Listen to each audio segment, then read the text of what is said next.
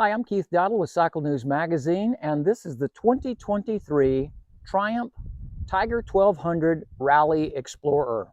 This is designated a 2023 model in the US. If you're watching this from Europe, this same motorcycle is actually designated a 2022 in your part of the world. We attended the press intro for this motorcycle in April of 2022, and it took Triumph quite a while to get this motorcycle to the US. It hasn't been here that long. We wanted to get our hands on it and ride it for an extended period of time. Press intros are great, but you only get about 5 to 6 hours on a motorcycle. When we were in Portugal for the press intro, we rode the rally versions, which are the more off-roadish versions, for one day, strictly off-road. And then we rode the GT, which are the more on-road versions. There's 5 different Tigers in the 23 lineup for the 1200cc category. There's a GT Pro, and a GT Explorer. And then there's the Rally Pro and the Rally Explorer. Both Explorer models simply get a larger fuel tank, 7.9 gallons of fuel versus 5.4 on the other models. The Rally, which we'll focus on for this video, is, like I said, it's the off-roadish, more off-roadish setup. It has a 21-inch front wheel, an 18-inch rear wheel. They're spoke configurations. They are tubeless, but the nice thing about a spoke wheel off-road is, one, it's not as susceptible to becoming broken if you hit a big rock. You could stick a tube in it if you need to keep going. So the Rally models both come with 18-21 spoke wheels. The GT models come with a 19-inch front wheel, still has an 18-inch rear wheel, but they are cast wheels. And we'll get to the GT later. We've already been riding this motorcycle for 2 weeks, and we wanted to go over some of kind of our likes and our dislikes. We'll start by letting you know that Triumph specifically targeted the GS as their baseline for developing this new motorcycle. So they wanted to make this bike better in every way, according to them, than the GS is. And, you know, I've got quite a bit of seat time on the GS, and now I've got 2 weeks of riding pretty much every single day on this bike, and primarily off-road, since that's what this bike is set up to do, and frankly that's what I like to do, is ride big adventure bikes off-road. So which is better? You know, I'm not sure if there's a better or worse. I think the GS does some things better, the Tiger does some things better. The suspension, I think, on the Tiger is definitely better than the GS when you're off-road. This has 49 millimeter front forks. It's Showa semi-active suspension. It has a remote reservoir Showa semi-active rear shock. They work incredible off-road. I think the suspension off-road is definitely, I can say without doubt, better than the GS. Ride modes, I would say I like the GS ride modes better in terms of the fact that you can get in and out of them without stopping. I don't like to have to stop to change ride modes.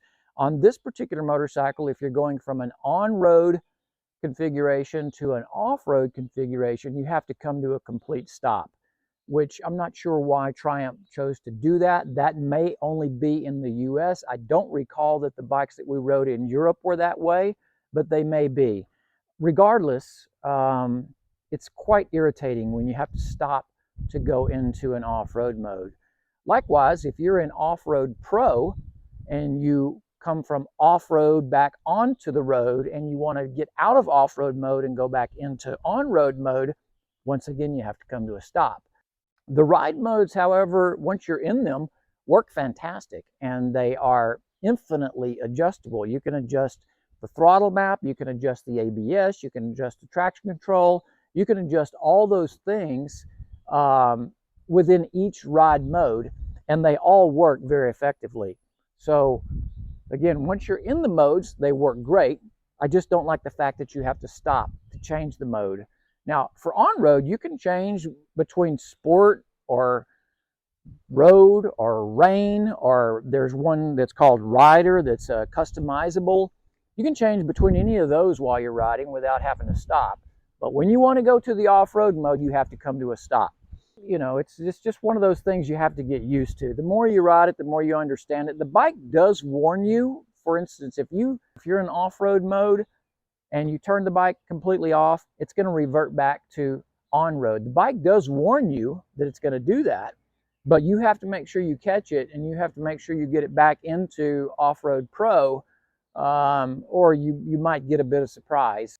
Other than that, ride modes are fantastic. I love them all. I think they all work really good, and I love the fact that they're so customizable. The motor is the T-plane triple, as they call it, and it has a unique firing order. It fires in a 1-3-2. The reason they did that was to try and address some low-end torque issues that, not issues, but just the low-end torque on the older Triumph was not as good as the GS. And again, they're trying to get closer and closer to that GS in the way it feels in that lower torque range.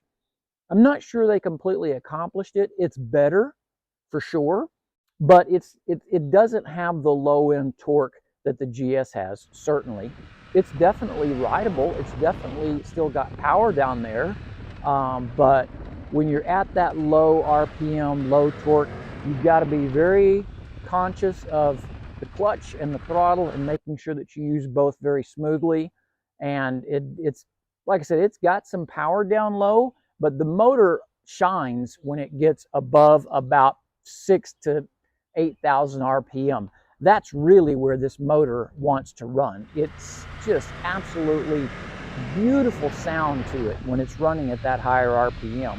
And the bike is really happy. The motor is really happy when it's at that higher RPM range. The swing arm, this bike has a double-sided swing arm. They call it a tri-link swing arm. Their idea there was to have a linkage style rear suspension without the linkage. So it's lighter and stiffer than, say, a GS single-sided swing arm, but it still has the action that you want from a linkage style swing arm. And that's important when you're off-road, especially when you're going through like out in the desert where you've got stutter bumps that are just endless stutter bumps, or big G outs. You want to make sure that that leverage of the linkage in there helps with the rear suspension. This swing arm, I think, does a good job. I never bottomed it out. I think the suspension is accounting for most of that, but they do say that the swing arm works great. I will tell you that this rear axle, to get this thing off, you've got to have special tools and all that sort of stuff, so you would not want to be changing the rear tire on the side of the trail on this bike. So that's a consideration, whereas on the GS, it's a single-sided swing arm. There's 5 bolts, I think. You take them out and the whole wheel comes off. Not sure better or worse comparison-wise. I think it's just a different idea about how to go about achieving the same thing. Weight versus the GS. This motorcycle is 575 pounds. That's about 30 pounds lighter than the GS in comparable trim. So that would be the GS 1250 Adventure. So you're looking at, 30 some odd pounds lighter than the GS. It's almost 50 pounds lighter than the previous Tiger. So they definitely lost some weight with the bike. And it is, they claim, the lightest bike in the category for the large displacement adventure bikes, 575 pounds. And you don't really feel it that much, honestly. When you're riding this bike, it's the mass centralization. I think they did a really good job of mass centralization. The weight is down low. The weight is where it should be. It doesn't ever feel really tippy or top heavy. Even when it's got a full tank of gas in it, it's good. When the gas gets lower, I think the Rally Pro, if it were me, that'd probably be the bike that I would opt for. Unless you're just a long distance touring guy and you want to have that capability to go 300 some odd miles without stopping for fuel. Otherwise, the Rally Pro would be adequate for me. 5.4 gallons of fuel. You're going to go I'm going to be ready to stop anyway before I'm out of gas. There is nothing about this motorcycle that would make me not want to own it. I would absolutely own this motorcycle. It has all the creature comforts, heated passenger seat, heated rider seat, heated grips, all LED lights everywhere. It's got all of the sophisticated electronics, including lean angle ABS, lean angle traction control. It's got, it's got everything you could possibly want on a big motorcycle like this. It's got the big TFT total function screen there that gives you tons of information. It's got, adjustable windscreen. It's super simple to adjust on the fly. All in all, I think it's a great motorcycle.